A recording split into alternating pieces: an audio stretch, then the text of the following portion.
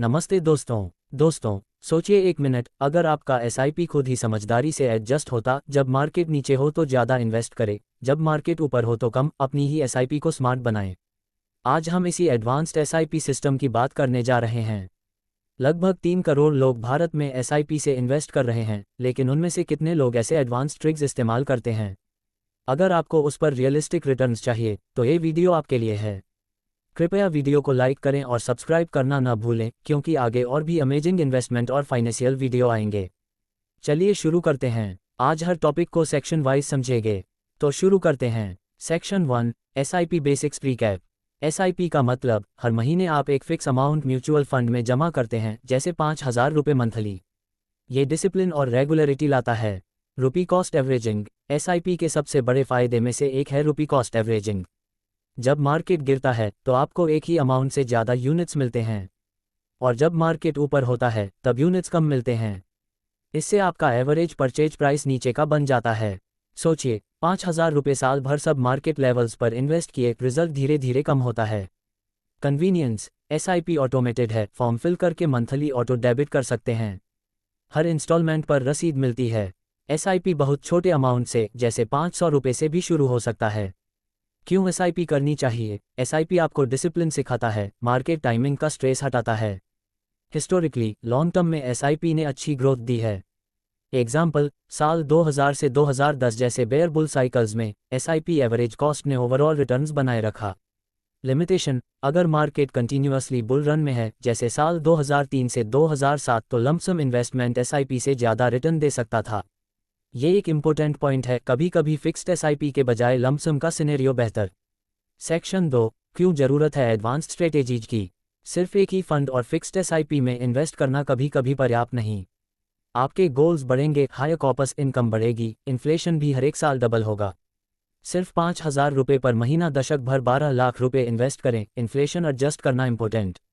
Market volatility, अगर market गिर जाए, फिक्स्ड एसआईपी थोड़ा कम इन्वेस्ट करता है।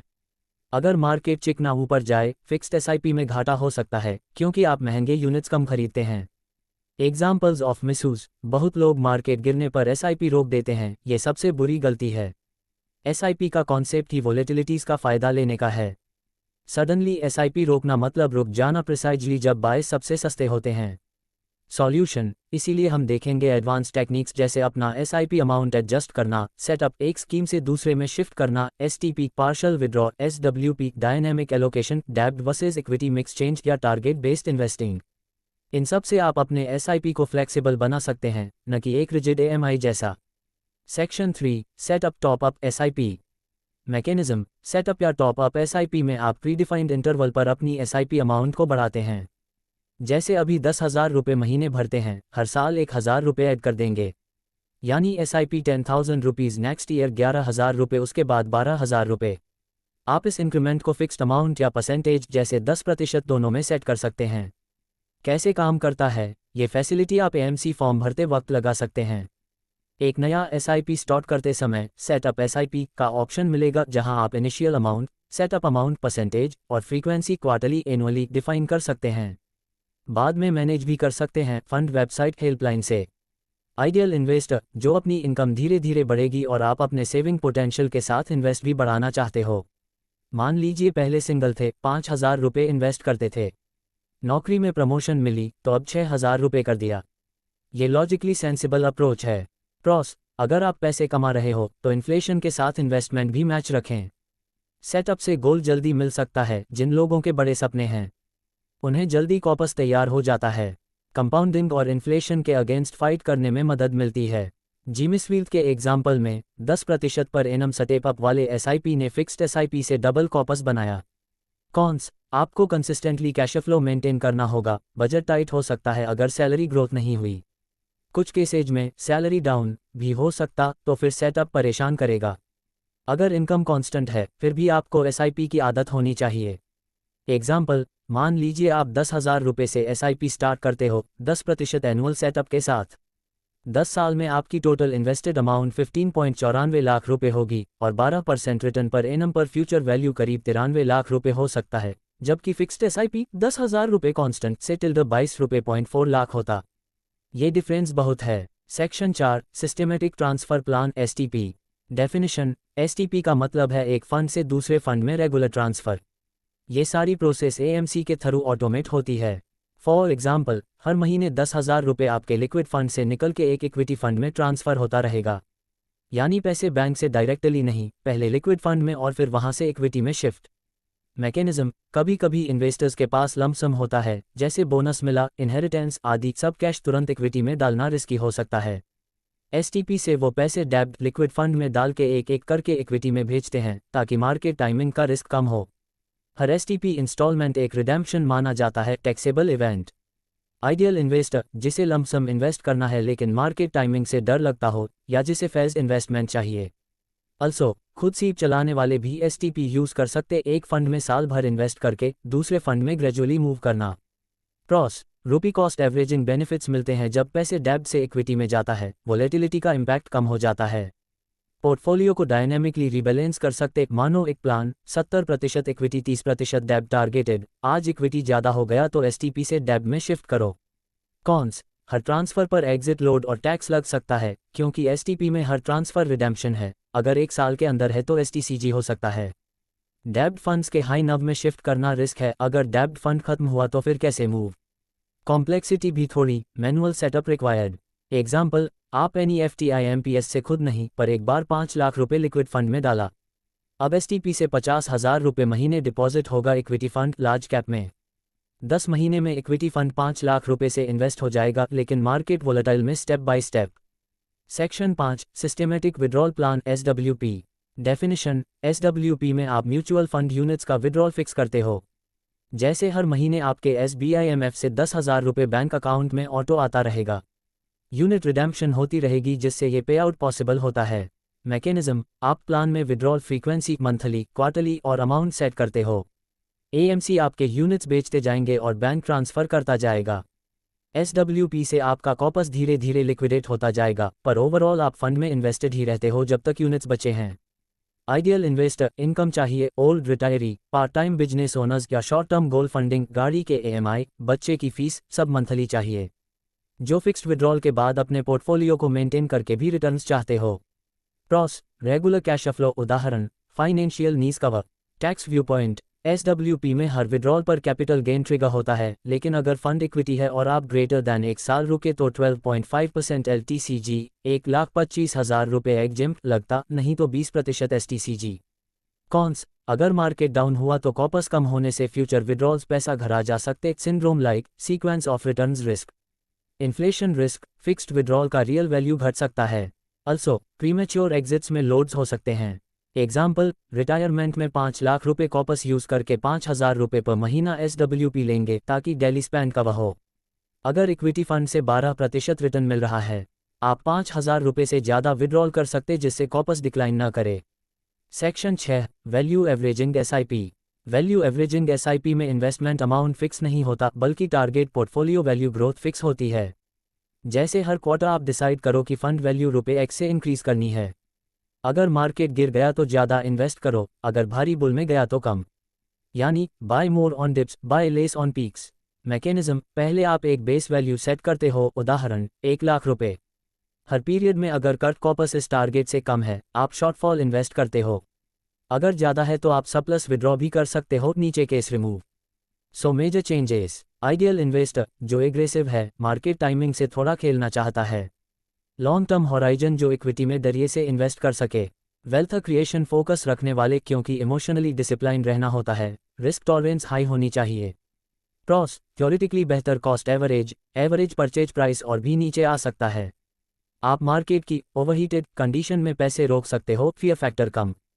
कॉन्स, भारी ड्रॉबैक, अगर मार्केट कंटिन्यूअसली नीचे गया, आपका रिक्वायर्ड इन्वेस्ट बहुत बढ़ सकता है और कैश खत्म हो सकता है। और बुलिश ट्रेंड में फंड्स रुकने पड़ते हैं, मिस्ड मोमेंटम। ये डिसिप्लाइंड अप्रोच है, सबके लिए नहीं। एग्जाम्पल, मान लीजिए आपका हर क्वार्टर टारगेट कॉपस 20,000 रुपये प्लस करने का प्लान है। अगर पहले क्वार्टर फंड 80,000 रुपये से 1 लाख रुपये होना चाहिए, पर मार्केट ने 80,000 रुपये तक गिर गया, तो आप 20,000 रुपये प्लस शॉर्टफॉल इन्वेस्ट करेंगे, कहें 40,000 रुपये टोटल। पर अगर मार्केट 1,20,000 रुपये गया तो बस -20,000 रुपये विड्रॉ नहीं करना है या फिर कम इन्वेस्ट करना है। सेक्शन 7 डायनेमिक एसआईपी डेब्ट plus equity concept. Dynamic SIP एक नया आइडिया है जिसमें आप फिक्स्ड एसआईपी अमाउंट को डेब्ट और इक्विटी फंड्स में ऑटोमेटिकली डिवाइड करते हो मार्केट कंडीशंस के हिसाब से। समझो app dynamic SIP app use करते हो जब मार्केट बहुत हाई लगता है ज़्यादा पैसे डेब्ट में जाएगा, जब क्रैश हो जाए तो ज़्यादा इक्विटी में इन्वेस्ट हो जाएगा। Mechanism basic rule normal SIP में 100% आप इक्विटी फंड में डालते हो। डायनेमिक में एक पोर्शन डेब्ट लिक्विड में, एक पोर्शन इक्विटी में। एग्जाम्पल जनवरी 2020 में सेंसेक्स हाई था, डायनेमिक एसआईपी ने सिर्फ 10% 1000 रुपीज़ इक्विटी में डाला और 90% 9000 रुपीज़ लिक्विड में। मार्च 2020 में क्रैश में डायनेमिक सीप ने 70% इक्विटी एलोकेट किया 7000 रुपीज़ और 30% डेब्ट। यह जस्ट एल्गोरिदम से चलता है ऐप या एएमसी से। आइडियल इन्वेस्टर जो टेक्निकल वेनेस चाहते पर फर्म डिसिप्लिन भी। रिस्क एवर्स लोग थोड़ा कंफर्ट ले सकते हैं, इक्विटी एक्सपोजर लिमिट हो। लॉन्ग टर्म इक्विटी रिटर्न्स चाहिए लेकिन शॉर्ट टर्म में रुपी कॉस्ट सेफ रहता है। प्रॉस खतरा रिस्क कम होता है, वोलेटाइल बेरिश फेज में आपका एफर्टलेसली अधिक इक्विटी यूनिट्स मिलते हैं। मार्केट रिकवरी में वेल्थ बिल्ड होता है। जैसे यूजर फीडबैक में बताया, अक्टूबर 2018 डिप के दौरान नॉर्मल एसआईपी लॉस में था पर डायनेमिक एसआईपी 10+ रिटर्न में था। कॉन्स कॉम्प्लेक्सिटी हाई, समझना मुश्किल, टूल्स या एक्सपर्ट चाहिए। अल्सो मिनिमम अमाउंट 10,000 रुपये रेकमेंड करते हैं, कम एसआईपी में नहीं चलने देते। और पैसे से बेहतर रिटर्न्स के लिए एसेट एलोकेशन चेंज करते, पर डेब्ट में नया पैसा चला जाता है। अगर मार्केट शार्पली ऊपर चला गया विदाउट क्रैश, इक्विटी एलोकेशन कम रहा, miss. Example dynamic SIP app का एक और उदाहरण, जन 2020 में 10,000 रुपये एसआईपी में 90% डेब्ट, मार्च 2020 में 7,000 रुपये इक्विटी, रिकवरी 2021 में ये 7,000 रुपये डबल हो गया जब एक नॉर्मल 10,000 रुपये एसआईपी ने कम कमाया। सेक्शन 8 एसेट एलोकेशन और पोर्टफोलियो रीबैलेंसिंग। एसेट एलोकेशन आपके गोल्स के लिए एक टारगेट मिक्स डिसाइड करना बहुत जरूरी है। Equity funds high growth versus डेब्ट funds, stability versus gold commodities hedge. जैसे बच्चे की 15 साल दूर गोल में 70% इक्विटी प्लस 30% डेब्ट, रिटायरमेंट के 5 साल में 50-50, शॉर्ट टर्म में 30 से 70 प्रेफर कर सकते। हर इन्वेस्टर की उम्र, रिस्क टॉलरेंस, हॉराइजन देख के डिसाइड करें। SEBI AMA5 view, SEBI mutual fund categorisation में भी इक्विटी, हाइब्रिड कंजर्वेटिव 10 से 25% डेब्ट अप टू एग्रेसिव 70% इक्विटी रखे हैं। पोर्टफोलियो को डाइवर्सिफाई रखने से कभी एक एसेट का ऊपर जाने पर पूरा पोर्टफोलियो प्रभावित नहीं होता। बकेट स्ट्रैटेजी वाला कॉन्सेप्ट भी है, जैसे रिटायरमेंट में बकेट 1 में इमरजेंसी कैश, बकेट 2 में इनकम जनरेटिंग डेब्ट, बकेट 3 में long term equity. Rebalancing market move से ओरिजिनल एलोकेशन गड़बड़ हो जाती है। अगर आप 60:40 सोच के आए थे पर इक्विटी में बहुत रन हो गया और आज 80:20 हो गया, ऐसे में रीबैलेंसिंग जरूरी है। एग्जाम्पल आप 5,000 रुपये SIP 3 फंड्स में स्टार्ट किए, fund A equity 2% growth, fund B equity 5% growth, fund C डेब्ट % इक्विटी, टोटल बहुत बढ़ गया, रिस्क बढ़ गया। फिर आप STP स्विच से इक्विटी में पैसे लेकर डेब्ट में शिफ्ट करेंगे, फिर से ओरिजिनल रेशियो बनाना। कैसे रीबैलेंस करें? रिव्यू एलोकेशन हर 6 से 12 महीने में अपनी पोर्टफोलियो देखो और गोल के टारगेट से कंपेयर करो। अगर डेविएशन ग्रेटर दैन 5 से 10% हो तो एडजस्ट करो। टैक्स और कॉस्ट्स देखो, रीबैलेंसिंग में एग्जिट लोड या शॉर्ट टर्म गेन्स न लगे अचीव ओवर 1 साल। समटाइम्स स्टॉक्स जॉब करना एक्सपेंसिव हो सकता है। STP SWP ये टूल्स यूज़ कर सकते जब इक्विटी हैवी हो, जैसे STP से फिक्स्ड अमाउंट हर महीने डेब्ट में स्विच, या SWP से कुछ equity units monthly free. Benefits risk maintain रहता है, डिसिप्लिन मिलता है। नेम हर 6 महीने पोर्टफोलियो दोबारा सेट करो तो ride higher returns and manage drawdowns. Section 9 tax implications in India. Equity mutual funds अगर फंड में 65% प्लस स्टॉक्स होती हैं, ये इक्विटी कैटेगरी में आती हैं। होल्डिंग ग्रेटर दैन 12 महीने equal long term capital gains LTCG 12.5% tax on gains above 1.25 lakh रुपये पर ईयर। होल्डिंग 12 महीने इक्वल शॉर्ट टर्म CG अब 20% प्लस 4%। एग्जाम्पल अगर 5 लाख रुपये बेनिफिट हुआ इक्विटी SIP से लॉन्ग टर्म में, पहले 1.25 लाख रुपये टैक्स फ्री, बाकी पर 12.5% टैक्स लगेगा। डेब्ट hybrid funds less than 65% equity, इनका टैक्सिंग पहले अलग था। 2023 के बाद नई रूल्स, अब डेब्ट पर भी शॉर्ट टर्म स्लैब ही लगेगा चाहे 2 साल से ज़्यादा होल्डिंग हो without indexation. ELSS tax saving funds अगर SIP ELSS में करते हैं आपको ATC बेनिफिट मिलता है 1.50 लाख रुपये तक डिडक्शन। लॉक इन 3 साल कंपलसरी लॉक, रिटर्न्स अब भी इक्विटी वाली ही हैं, limit CG 12.5 after 1 year. Systematic plans, हर एसआईपी इंस्टॉलमेंट अलग होल्डिंग स्टार्ट होती है, एक ईयर से मापेंगे एलटीसीजी एसटीसीजी। एसटीपी भी इसी तरह हर ट्रांसफ़र में एक रिडेम्पशन माना जाता है और उसकी होल्डिंग काउंट होती है। एसडब्ल्यूपी में हर विड्रॉल पर कैपिटल गेन टैक्सेबल होता है, each instalment redemption. Note: recent exchange budget 2025 से इक्विटी एसटीसीजी 20% हुआ, पहले 15% था, और एलटीसीजी 12.5%, पहले 10% था। Thresholds updated. एग्जिट्स पर टैक्स का ख्याल रखें। अगर आप लार्ज लंपसम निकाल रहे हो फॉर एनी प्लान, पहले देख लो क्या ये लॉन्ग टर्म या शॉर्ट टर्म होगा, नहीं तो बड़ा टैक्स देना पड़ सकता है। Section 10, risk management. Volatility, equity markets गिर सकते, सीप से थोड़ा कुशन मिलता है, लेकिन एंटायरली सेफ नहीं। अगर एक ही कैटेगरी सब लार्ज कैप में इन्वेस्ट कर रहे हो, कभी कभी दैट सेक्टर क्रैश का रिस्क हो सकता है। ईयर 2008-2020 जैसी सिचुएशंस। डाइवर्सिफिकेशन से रिस्क कम होता है, multiple sectors, stocks, fund houses. Emergency fund, SIP को तब ही कंटिन्यू करो जब आपके पास इमरजेंसी फंड हो, 3 से 6 महीने एक्सपेंसेस बैंक में हो, नहीं तो पानी में बूंद पैदा करोगे। ओवर कॉन्सेंट्रेशन, कभी कभी लोग एक फंड या एसेट क्लास में भारी वेट दे देते हैं। एडवांस्ड स्ट्रेटेजी से मैनेज करो। बिहेवियरल रिस्क, सबसे बड़ा रिस्क इन्वेस्टर का खुद का बिहेवियर है, मार्केट गिरने पर पैनिक सेल कर देना या मोमो चेजिंग। टूल्स जैसे एसआईपी, एसटीपी यूज़ करो ताकि डिसिप्लिन बनी रहे। रिव्यूइंग, हर क्वार्टर या 6 महीने बाद अपनी पोर्टफोलियो को देखो। जैसा स्टेप अप एसआईपी, थोड़ा चेक करो कि कंट्रीब्यूशन इंक्रीज होने चाहिए या नहीं, एसेट एलोकेशन टारगेट के हिसाब से है या नहीं, गोल टाइमलाइन ठीक है या चेंज चाहिए। हमेशा reassess risk tolerance with age goal changes. Insurance, investment के साथ इंश्योरेंस कवर भी जरूरी। फैमिली, आप खुद लाइफ हेल्थ इंश्योरेंस ताकि वर्स्ट केस में गोल्स कवर हो सकें। Section 11, common SIP mistakes to avoid. Market dip पे एसआईपी रोकना, जैसे आदित्य बिरला एमएफ गाइड में कहा गया, बड़े ड्रॉडाउन्स पे पैनिक में एसआईपी बंद मत करो। ये सही टाइम है अधिक यूनिट्स लेने का। फिक्स्ड हाई एसआईपी अमाउंट बिना प्लानिंग, कभी ओवर कमिटिंग मत करो। अपना बजट देख के ही एसआईपी फिक्स करो। जैसे एक्सपर्ट ने सजेस्ट किया, इनकम बढ़े तो सेटअप लगाएं, पर इनिशियल हमेशा रियलिस्टिक रखें। चेंज करना मल्टीपल स्कीम्स, हमेशा मल्टी सीप बेस्ट नहीं। अगर 10 फंड एसआईपी मैनेज करोगे, रीबैलेंसिंग मुश्किल। सिलेक्ट 3 से 5 high quality funds and stick to them. Short tenure SIP, सिर्फ 1 से 2 साल के लिए एसआईपी स्टार्ट करना, मार्केट टाइमिंग रिस्क है। एसआईपी का मजा तब है जब लंबे वक्त के लिए इन्वेस्ट करें, 7 से 10 साल में। फॉरगेटिंग एसआईपी डेट रिन्यूअल, कई बार लोग पहले फॉर्म भरते हैं फिर चेकिंग भूल जाते। ये सेट एंड फॉरगेट अप्रोच गलत है। हर साल एसआईपी अमाउंट, डेट, गोल चेक करो। इग्नोरिंग टैक्स एस्पेक्ट्स, कई लोग ईएलएसएस में इन्वेस्ट करके लॉक इन कंफ्यूज हो जाते हैं, या फिर एसटीपी के हर ट्रांसफ़र को देखते नहीं, फिर सरप्राइज एसटीसीजी मिल जाता है। पहले से एक अकाउंटेंट से कंसल्ट करो या एसआईपी कैलकुलेटर यूज़ करो।